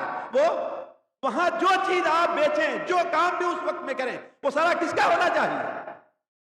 مالک کا ہے۔ اسی لیے تو علماء کہتے ہیں نا کہ آپ کو اگر کوئی آدمی وہاں پر بیٹھے ہیں، کوئی آدمی سودا لے کر کے آتا ہے، بیچتا ہے، آپ نے 1000 کا سامان خریدا، اس نے 1000 کے سامان کے بعد آپ کو کوئی چیز گفٹ دے دی، تو یہ کس کا ہوگا؟ یہ کس کا ہوگا؟ آپ کا نہیں، جس کی دکان پر بیٹھے ہیں اس کا ہے۔ کیوں؟ اس لیے کہ آپ گھر میں بیٹھے ہوتے آپ کو ہدیہ دیتا تو میں جانتا۔ یہ میں اپنی طرف نہیں کہہ رہا ہوں ساتھیوں، نبی کریم صلی اللہ علیہ وسلم نے ایک بار صدقہ وصول کرنے کے لیے ابن لطیبیہ کو بھیجا، اور جب صدقہ لے کر کے آئے تو کہے اے اللہ کے رسول صلی اللہ علیہ وسلم، یہ تو بیت المال کا ہے اور یہ میرا ہے، لوگوں نے مجھے صدقہ دیا ہے۔ آپ صلی اللہ علیہ وسلم فوراً ممبر پر کھڑے ہوئے اور کہا جس کو کسی کام کے لیے میں بھیجوں اس کو جو کچھ بھی ملے تھوڑا زیادہ سب لا کر کے حاضر کرے، سب لا کر کے حاضر کرے، اس لیے کہ اگر اسے ہدیہ دفعہ اپنے ماں اور خالہ کے گھر میں بیٹھا ہوتا، اسے کوئی ہدیہ لا کر دیتا تو میں جانتا کہ ہاں اسے ہدیہ دیا گیا۔ تو یہ شرعی اصول ہے ساتھیوں کہ اس وقت اور جگہ کو اپنے شخصی مفاد کے لیے استعمال۔ یہ بات اس لیے کر رہا ہوں کہ بہت سے سوالات ایسے آتے ہیں کہ میں فلاں دکان سے پینٹ کا ہے اور یہ ہے وہ ہے سامان لیتا ہوں، وہ ہمیں اتنا کمیشن دیتا ہے، کس کا ہونا چاہیے؟ کمیشن آپ کا نہیں ہے، اس لیے کہ آپ گویا کہ مندوب ہیں، ایجنٹ ہیں اس کمپنی کے، آپ اپنے کام سے نہیں، آپ اپنے لیے سامان لینے جائیں، کمپنی کے ذریعے نہ جائیں، اپنے سامان لے، اگر آپ دیتے تو آپ کا ہدیہ ہے، لیکن اس طریقے سے آپ کو دے۔ اسی طریقے سے اس وقت اور جگہ کو اپنے شخصی مفاد، اسی میں یہ بھی داخل ہے، اس وقت غیر شرعی کمائی کے لیے سبب نہ بنایا، اس جگہ کو غیر شرعی کمائی کے لیے سبب، یعنی دکان آپ کو ملی ہے، وقت آپ کو ملا، آپ کفیل کے ساتھ ساتھ اپنا سامان بھی، سیٹ کے ساتھ اپنا سامان بھی رکھیں، آپ اپنا سامان بھی بیچ رہے ہیں، ایسا ہوتا ہے کہ نہیں ہوتا؟ یہ جائز ہے، کیوں؟ اللہ ہے کہ وہ سیٹ جو ہے آپ کا۔ اس لیے ساتھیوں میں ایک بار دلی میں، اس لیے بات یہ کہہ رہا ہوں، ایک بار دلی میں ایگزیبیشن لگا تھا، میں وہاں پر گیا تو ایک کمپنی کا کوئی شو روم تھا، اس میں اس کے ساتھ ساتھ ایک صاحب تھے، الگ سے بھی تھوڑی چیز کنارے رکھی ہوئی تھی، ہم لوگ گئے تو اس کو بھی دکھانے لگے کہ ہاں یہ بھی ہے، کیا آپ کی کمپنی کا ہے؟ نہیں، یہ ایک دوسری کمپنی والوں نے لا کر کے رکھا ہے اس کو، یعنی اس کے بدلے ان کو کیا ملتا ہے؟ اپنی کمپنی کے ساتھ ساتھ دوسری کمپنی، کیا جس کمپنی کے آپ نوکر ہیں اس نے آپ کو اجازت دی ہے اس لیے کہ آپ اس جگہ کھڑے ہونے کے، اس وقت میں کھڑے ہونے کا آپ پیسہ لے رہے ہیں، اسے معاوضہ لے رہے ہیں، ہے کہ نہیں؟ لہذا آپ کو اپنی طرف سے تصرف کیا جاتے ہیں ساتھیوں۔ اسی طریقے سے کام کے سامان اور اوزار وغیرہ کو اپنے ذاتی اور اپنے ساتھیوں کے کام میں استعمال نہ کیا، یہ بھی امانت میں داخل۔ اوزار ہے نا، کسی ورکشاپ میں ہے کہ نہیں، وہاں پر رہتا ہے نا سامان، کسی مزرعے میں ہے وہاں پر کچھ سامان ہے کہ نہیں، سامان ہے، کوئی بھی آدمی چھوٹا ہے یا بڑا ہے، تو اس سامان کو انسان اپنے ذاتی اور اپنے ساتھیوں کے لیے استعمال نہ کرے. کچھ لوگ ہوتا کیا ہے، ڈیوٹی ہے، ڈیوٹی ختم ہوئی تو کیا ہوگا، ہم اپنے دوستوں کو گاڑی لا کر کے بنا دیں گے. ایسا ہوتا ہی نہیں ہوتا، روکنا چاہیے. اللہ ہے کہ آپ اپنے گھر میں کہیں قانون اجازت دیتا ہے، آپ کے اپنے اوزار ہیں، یہاں کے اوزار نہیں ہے، یہاں کا سامان نہیں، آپ کا اپنا ہوا ہے. فارغ وقت میں آپ اپنا کام کر رہے ہیں، الگ مسئلہ ہے.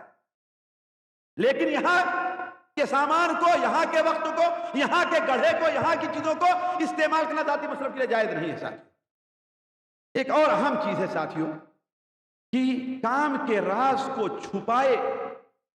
ہر کام کی جگہ جہاں پر کام کرتے ہیں اس کے کچھ راز ہوا کرتے، ہوتا ہی نہیں ہوتا، اسے چھپانا ہے ظاہر نہیں کہ اسے آپ اس پر عمل بنائے گا. اور آخری چیز اس سلسلے میں، چیزیں تو بہت ہیں ساتھیوں، وہ یہ ہے کہ امانت کے اندر خیانت میں یہ بھی داخل ہے کہ اگر کوئی آپ کے ساتھ خیانت کر رہا ہے تو آپ اس کے ساتھ بھی خیانت کریں. مثال کے طور پر آپ سے کوئی غلطی ہوئی اور کفیل نے آپ کا پیسہ کاٹ لیا، سیٹھ نے آپ کا پیسہ کاٹ لیا، تو آپ کیا کرتے ہیں، ہمیں وہ تو نکالنا ہے کسی طریقے. ہوتا ہی نہیں.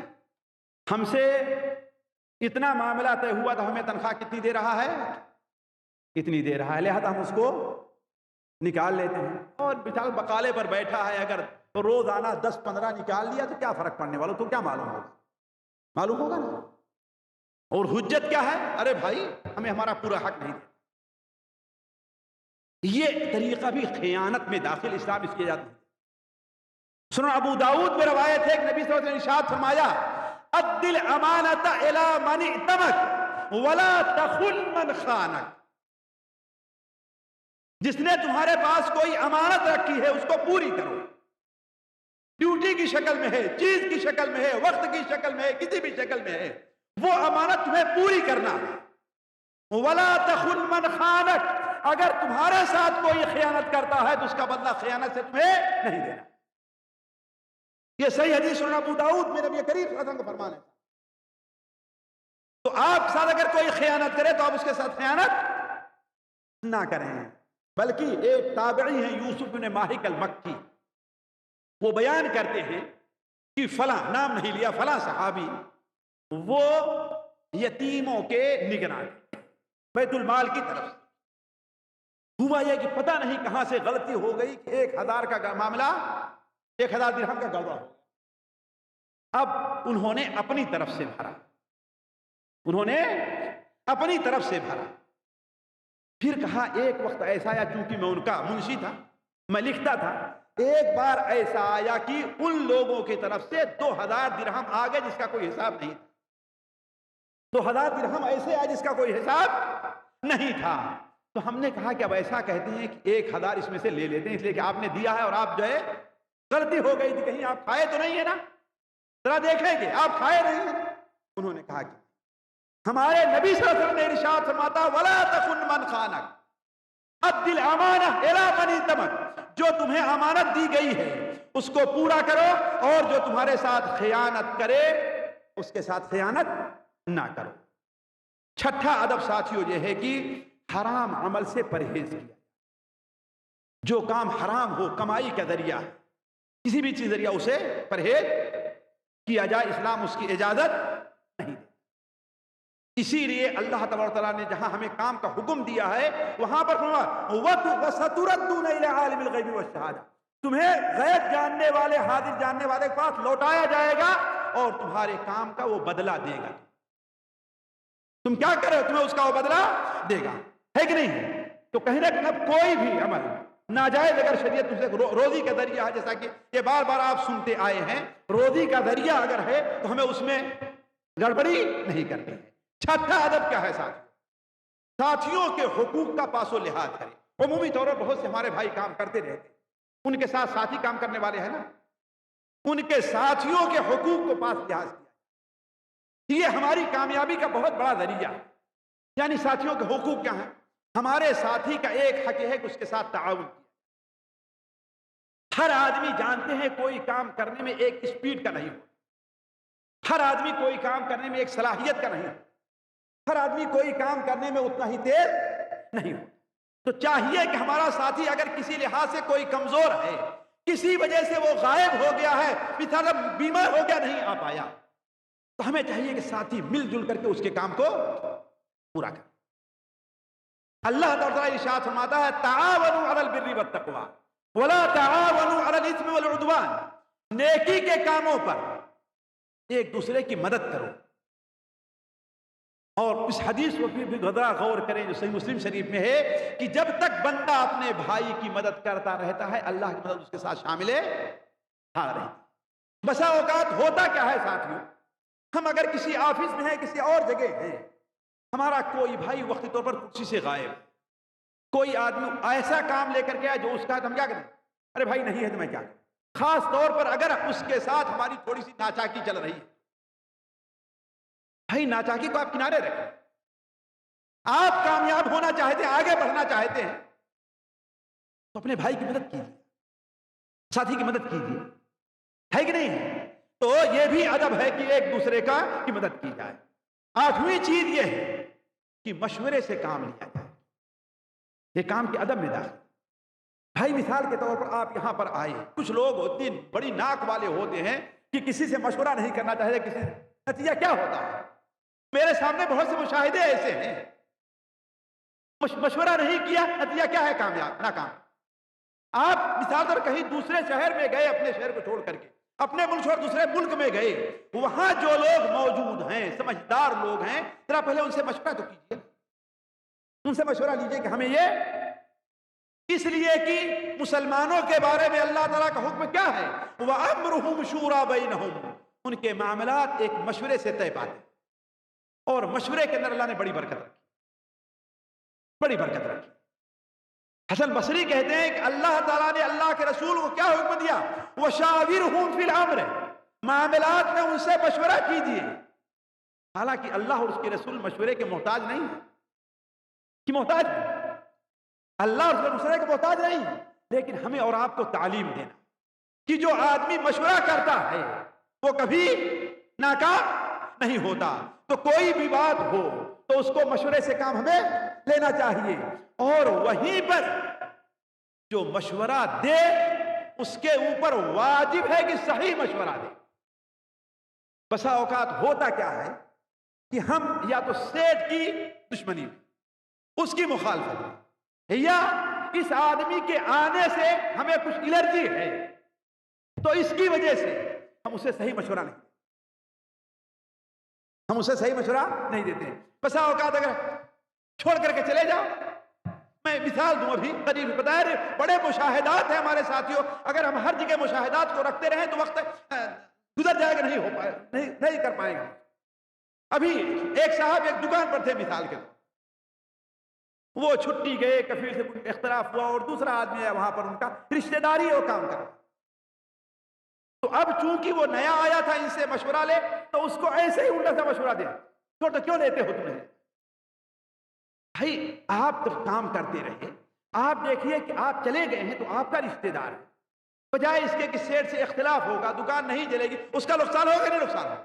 اب سیٹ کی مخالفت اور دشمنی کو، اس کی دکان ٹوٹ جائے، اس کی دکان نہ چلے، اب اس کو صحیح مشورہ نہیں دے رہے، چاہیے کہ صحیح مشورہ دے تاکہ یہ آپ کا رشتہ دار ہے، یہ بھی چلے، اور وہ سیٹ مسلمان ہے، اگر کامیاب ہوا تو آپ کا کیا، نہ نقصان فائدہ ہوگا نہ نقصان ہوگا۔ اگر اس کی دکان ٹوٹی تو آپ کو فائدہ ہوگا ساتھیوں؟ کوئی فائدہ نہیں ہوگا۔ تو کہنے کا مطلب یہ ہے کہ شرعی اصول یہ ہے کہ اگر کوئی آدمی مشورہ دے رہا ہے آپ کو، مشورہ لے رہا ہے آپ سے، تو آپ صحیح مشورہ دیجئے۔ حدیث شریف میں ہے سنن ابو داؤد میں کہ المستشار مؤتمن، جس سے مشورہ لیا جا رہا ہے اس کی امانت داری ہے کہ وہ صحیح مشورہ دے۔ اگر غلط مشورہ دے رہا ہے تو گویا خیانت کر رہا ہے، اور خیانت کا گناہ اسے بھگتنا پڑے گا۔ تو کوئی بھی آپ کا ساتھی ہے، چاہے جس میدان میں ہے، آپ کے ساتھ فرم ہے، آپ کے کمرے کا ساتھی، کوئی بھی چیز ہے، اگر مشورہ آپ سے لے رہا ہے تو آپ کو اسے مشورہ صحیح دینا چاہیے۔ نویں چیز ساتھیوں، نصیحت اور خیر خواہی سے کام لے۔ تو ایک چیزیں اور باقی رہ گئی ہیں، نصیحت اور خیر خواہی سے کام لے۔ اس کا معنی کیا ہے؟ جہاں کام کر رہا ہے انسان، اس کے لیے دل میں خیر کا جذبہ پیدا، وہ ہمارے ساتھ کیسا تعلق کر رہا ہے یہ الگ مسئلہ ہے۔ اللہ کے ہاں اس کا جواب دہ کون ہوگا؟ وہ ہے کہ نہیں؟ لیکن ہمیں یہ کام کر رہا ہے، وہ نیک ہے برا ہے کیسا بھی ہے، ہمیں اس کے کام کے ساتھ خیر خواہی کا جذبہ رکھنا چاہیے، اس کے کام کو اپنا کام سمجھنا چاہیے، اس کے نقصان کو اپنا نقصان سمجھنا چاہیے اور اسے بہتر سے بہتر انداز میں ادا کرنا چاہیے۔ یہ نصیحت کا معنی۔ حدیث شریف میں ہے کہ الدین النصیحہ، دین کس کا نام ہے ساتھیوں؟ نصیحت اور خیر خواہی کا نام۔ صحابہ نے پوچھا کس کے لیے؟ آپ نے فرمایا اللہ کے لیے، اللہ کی کتاب کے لیے، اللہ کے رسول کے لیے، مسلمانوں کے امام کے لیے اور عام مسلمانوں کے۔ نصیحت کیا ہے ساتھیوں؟ عام مسلمانوں کے لیے خیر خواہی کی جائے۔ یعنی اس خیر خواہی کا معنی کیا ہے؟ کہ انسان اس کے نقصان کی کبھی نہ سوچے، جو سوچے اس کے فائدے ہی کی، اور انسان ایک عقل سے سوچ لے۔ اللہ تعالیٰ نے اس جگہ کو ہماری روزی کا ذریعہ بنایا، اور ہمارے ساتھ ساتھ وہ آدمی مان لیا کہ ہے وہ برا ہے، لیکن ہو سکتا ہے اس کے بچے برے نہ ہوں، چھوٹے چھوٹے بچے ہے کہ نہیں؟ ہو سکتا ہے اس کی بیوی بری نہ ہو سکتا ہے اس کے ذریعے اس کے مجبور بوڑھے ماں باپ کا بھی خرچہ چل رہا ہے۔ ہم یہ نصیحت رکھیں، دل میں اچھا جذبہ رکھیں کہ ہم اس کو پورا کریں گے تو یہ سارے لوگ آرام سے رہیں گے اور اللہ تعالیٰ ہمیں اس کا اجر۔ تو انسان نصیحت کا درجہ رکھے۔ اسی لیے حضرت جریر ابن عبداللہ بجلی، ذرا دیکھیں جو لوگ اس کو سمجھتے کیسے اس کے اوپر عمل کرتے۔ جریر ابن عبداللہ بجلی کی حدیث بخاری شریف میں ہے کہ میں نبی صلی اللہ علیہ وسلم کے پاس آیا تو آپ نے ہم سے بیعت کیا، کس پر؟ نماز پڑھنے پر، زکوٰۃ دینے پر، اور ہر مسلمان کے ساتھ نصیحت کرنے۔ تو وہ کوئی چیز خریدتے اور بیچتے تو کیا کہتے ہیں کہ ہے بھائی دیکھو سن لو اچھی طریقے سے۔ مثال کے طور، مثال دے رہا ہوں، ایک اونٹ بیچا تو جو پیسہ لیا نا، کہا کہ جو ہم نے تم سے لیا ہے یہ ہمارے نزدیک اس سے زیادہ پسندیدہ ہے جو تم کو دیا۔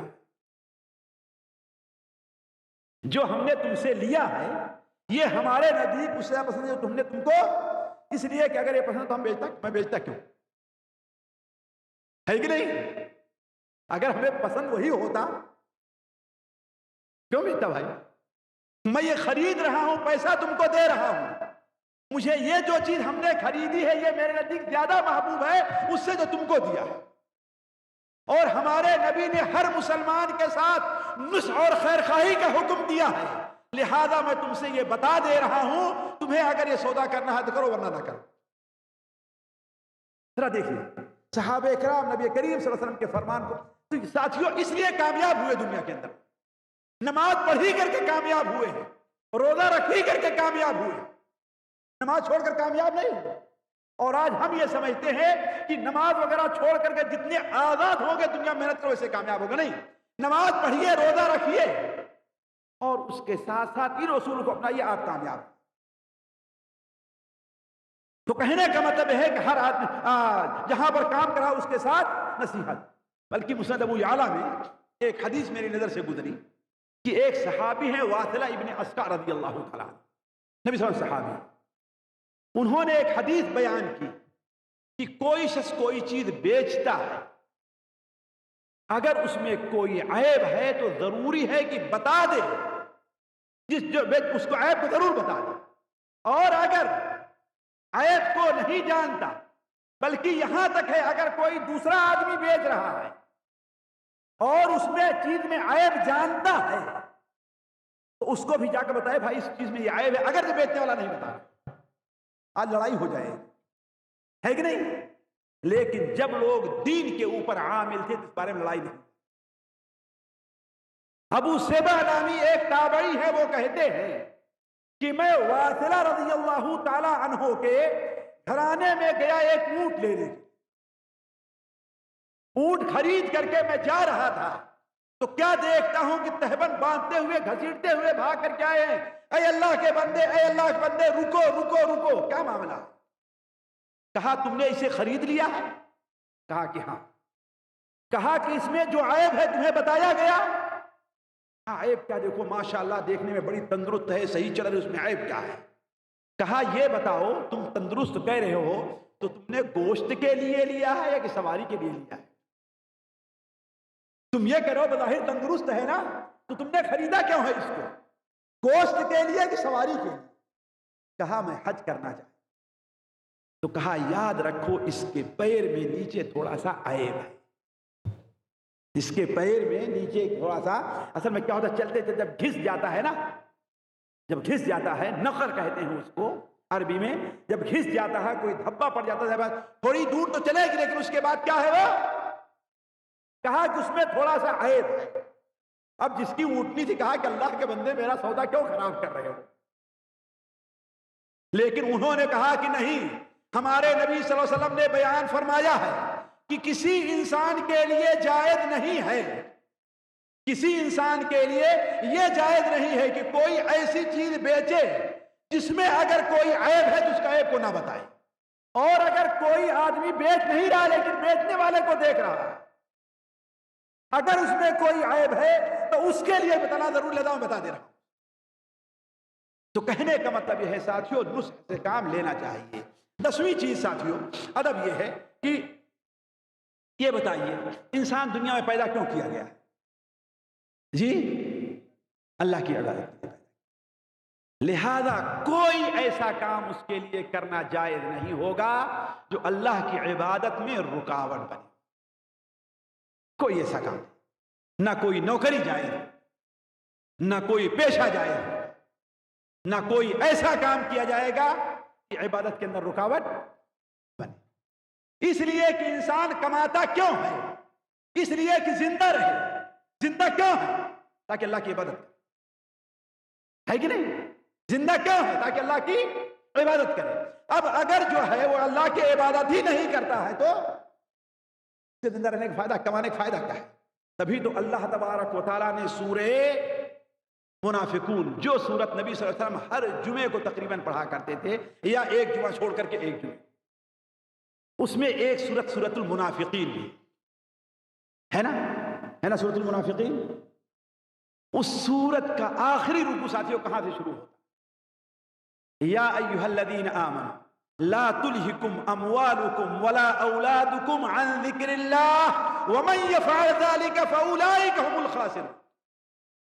اے ایمان والو، تمہارے مال اور تمہاری اولاد تمہیں اللہ کے ذکر سے غافل نہ کر دیں، اور جس نے ایسا کیا، یعنی مال کو سنوارنے میں، اولاد کو سنوارنے میں اللہ کے ذکر سے غافل رہا، تو یہی وہ لوگ ہیں جو خسارہ پانے والے اور گھاٹے کے اندر۔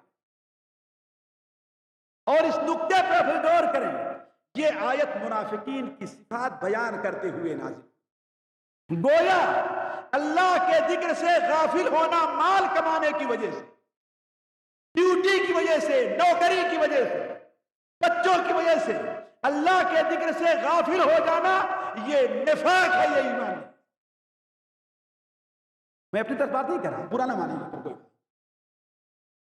میں اپنے نہیں کر رہا۔ ہے نا سورہ منافقون میں منافقین کی صفات بیان کرنے کے وجہ ہی نازل ہوئی ہے، نہیں نازل ہوئی؟ جا کر کے تفسیر کتابیں اٹھا کر کے دیکھ لیجئے کہ یہ آیت اللہ تعالیٰ نے اس لیے بیان فرمائی ہے کہ اے ایمان والو، تمہارے مال اور تمہاری اولاد تمہیں اللہ کے ذکر سے غافل نہ کر دیں۔ تو آپ جو ہے اولاد کی محبت میں نماز کو چھوڑ دیں گے، شاید اولاد تو راضی ہو جائے لیکن اولاد کا خالق راضی نہیں۔ ڈیوٹی کی وجہ سے آپ نماز سے غافل ہو جائیں، شاید آپ کا سیٹھ اگر بددین ہو وہ تو راضی ہو جائے لیکن اللہ راضی نہیں ہوگا۔ اور جس نے ایسا کیا، کیا کیا؟ فَأُولَئِكَ هُمُ الْخَاسِرُونَ، یہ لوگ کبھی بھی کامیاب نہیں، یہ لوگ ہمیشہ ناکام ہیں۔ اور ساتھیوں میں سمجھتا ہوں کہ یہ بہانہ بنانا کہ میری ڈیوٹی لمبی، یہ بہانہ بنانا کہ مجھے وقت نہیں ملتا ہے، یہ جھوٹ ہے۔ کوئی بھی ایسی نوکری کرنا جائز نہیں ہے، کوئی بھی نوکری چاہے سستی ہے یا مہنگی ہے، کوئی بھی ایسا سودا جائز نہیں ہے چاہے سستا ہے یا مہنگا ہے جس کی وجہ سے انسان نماز سے غافل ہو جائے، اللہ کے ذکر سے غافل۔ جائز نہیں ہے، لہذا ایسی نوکری کو چھوڑ دینا چاہیے۔ اللہ تبارک و تعالی سورہ نور میں مومنین کی صفات بیان کرے ہوئے فرماتا ہے رجال لا تلہیہم تجارۃ ولا بیع عن ذکر اللہ وإقام الصلاة وإيتاء الزکاة یخافون یوما تتقلب فیہ القلوب والابصار۔ رجال وہ ہیں، مرد وہ لوگ ہیں، حقیقی مردانگی یہ ہے ساتھیوں، یہ نہیں ہے جو اپنے مخالف کو پچھاڑ دے، یہ نہیں ہے جو صبح سے شام تک بڑا بہترین انجینئر ہے، بڑا بہترین پروفیسر ہے، دن میں گدھے کے طریقے سے کام کرتا رہے اور رات میں مردے کے طریقے سے پڑا رہے۔ یہ میں نہیں کہا ہوں، نبی صلی اللہ علیہ وسلم نے فرمایا۔ صحیح ابن حبان میں حضرت ابو ہریرہ کی روایت ہے ان اللہ یبغض کل جعفری جواد سخاب بالاسواق جاہل بعمر الاخرہ ماہر بعمر الدنیا جیفت باللیل وحمار بالنہار۔ اللہ تعالیٰ ہر ایسے انسان سے نفرت کرتا ہے، بغض رکھتا ہے، دشمنی رکھتا ہے جو گھمنڈی اور متکبر ہو، جواد بڑا پیٹو ہو، ہے نا، کھا لیا ہے اتنا ظاہر بات، اوور لوڈ ہو کر کے کھائیں تو فجر کے لیے کہاں اٹھا جائے گا نماز، سستی تو لگے گی، ہے کہ نہیں؟ کچھ لوگ دن بھر روزہ رکھتے ہیں اور افطاری اتنا جم کر لیتے ہیں کہ نماز میں جب کھڑے ہوتے ہیں تو کچی ڈکاریں آتی ہیں نا، سحری اتنا کھا لیتے ہیں فجر کے تم جائیں گے تو اس لیے سستی رہتی ہے، اگر 2 منٹ بھی امام لیٹ ہو گیا تو قیامت کھڑی ہو جائے، اور نماز پڑھے نہیں کہ تسبیح کیا پڑھنا ہے، یہ کہ سیدھے جو ہے بستر پر جب اوور لوڈ ہو کر کھائیں تو یہی نتیجہ نکلے گا، نہیں؟ تو ان اللہ یبغض، اللہ نفرت کرتا ہے، بغض رکھتا ہے، دشمنی رکھتا ہے کس شخص سے؟ کل جعفری، متکبر گھمنڈی سے، جواد پیٹو سے، سخاب بالاسواق، بازار میں شور شرابہ کرنے والے، یعنی بازار میں پاؤں لگانے والے، یا ماہر بعمر الدنیا، نہیں، جیفت باللیل وحمار بالنہار، رات میں مردے کے طریقے سے پڑا ہوا، وحمار بالنہار، دن میں گدھے کے طریقے سے محنت کر رہا، جاہل بعمر الاخرہ، آخرت کے معاملے میں اسے وضو کرنے کا طریقہ بھی نہیں معلوم ہے، وضو کن کن چیزوں سے ٹوٹنا یہ بھی نہیں معلوم ہے، آخرت کے بارے میں اتنا جاہل ہے، وہ ماہر بعمر الدنیا، دنیا کے بارے میں بڑا ماہر۔ تو یہ رجال نہیں ہے ساتھیوں، یہ مرد نہیں ہے اسلام کی قرآن کی اصطلاح میں۔ مرد کون ہے؟ رجال لا تلہیہم تجارہ، مرد وہ ہیں کہ لا تلہیہم تجارہ، انہیں تجارت اور خرید و فروخت اللہ کے ذکر سے، نماز سے اور زکوٰۃ سے غافل نہیں کرتی ہے۔ سورہ نور میں اٹھا کر کے دیکھ لیجئے، لا تلہیہم تجارت ولا بیع عن ذکر اللہ واقام الصلاۃ وایتاء الزکاۃ۔ کیوں؟ وجہ کیا ہے؟ یخافون یوما تتقلب فیہ القلوب والابصار، وہ اس دن سے ڈرتے رہتے ہیں جس دن لوگوں کے دیدے پتھرا جائیں، یعنی قیامت کا انہیں خوف ہے۔ تو کہنے کا مطلب یہ ہے ساتھیوں کہ ادب یہ ہے، شرعی ادب یہ ہے کہ ہمارا کام کوئی بھی ہے، اپنا ذاتی کام ہے، نوکری کا کام ہے، آفس کا کام ہے، باہر مزدوری کا کام ہے، کہیں بھی کام ہے، روڈ کا کام ہے، آفس کا ہے، کوئی کام ہمیں اللہ کے ذکر سے غافل نہ کرے، اگر وہ کرتا ہے تو یہ جائز نہیں ہے۔ اور آخری بات ساتھیوں، معذرت ساتھ اگر بات لمبی ہو گئی تو قانون اور نظام کی پابندی ضروری ہے، قانون کی اور نظام کی پابندی ضروری ہے۔ بھائی مثال دوں آپ کو کہ دیکھیے، ایک شخص سے آپ کا طے ہے کہ 8 گھنٹے ڈیوٹی ہے نا، لیکن اس کا کچھ نظام ہے کہ کے بجے سے کے بجے تک، یہ نہیں ہے کہ آپ اگر آدھا گھنٹہ لیٹ آئے تو بھائی آدھا گھنٹہ بعد میں کر دوں گا، یہ اگر آپس سیٹنگ ہو تو الگ مسئلہ ہے، لیکن شرعی طور پر اس لیے کہ ہر آدمی ایسا کرنے لگے سوچیں آپ، ہے کہ نہیں؟ اس لیے بہت سے لوگ کہتے ہیں بھائی آپ کو کام سے مطلب ہے نا، اور اسی بہانے لوگ چوریاں کرنا شروع کر دیتے ہیں، وقت کی ڈیوٹی کی چوری کرتے ہیں۔ ٹھیک ہے اگر آپ اپنی مجبوری ظاہر کیجئے بھائی کہ میں وقت پر نہیں پہنچ پاتا، البتہ آپ کا جتنا کام وہ پورا کر کے جاؤں، یہ الگ مسئلہ ہے۔ لیکن اگر یہ معاملہ نہیں ہے تو آپ کو جو نظام ہے، مثال کے طور پر کام کے اوقات کی پابندی کرنی ہے، آنے اور جانے کے وقت کی پابندی کرنی۔ اگر 8 بجے ہے، 8:05 پر آپ ہیں تو آپ 5 منٹ کی نوکری آپ کی کیا ہے؟ کمائی حرام کی، اللہ یہ کہ جس نے آپ کو رکھا وہ اس کی اجازت، اس کی کیا کریں گے؟ اجازت ہے کہ ہاں بھائی اتنا لیٹ تم ہو سکتے، ورنہ نہیں۔ کیوں؟ اس لیے کہ اس نے یہاں سے وہاں تک آپ کا وقت گویا خرید لیا، اس وقت کا مالک وہ ہے، آپ نہیں، اور درمیان میں بھی کسی شرعی ضرورت کے بغیر آپ نہیں نکلے، آپ نکلتے ہیں تو گویا دوسرے کے وقت میں۔